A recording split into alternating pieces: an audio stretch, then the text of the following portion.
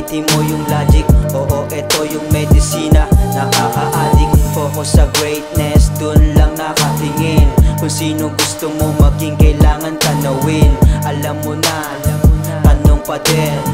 Ako'y hindi na, ganun pa din. Nilabas yung husay, matik papala rin. Di nagre-reklamo, tuloy sa gawain. Kahit anong sitwasyon hindi bumibigay, pinatibay ko loob para din to kay inay.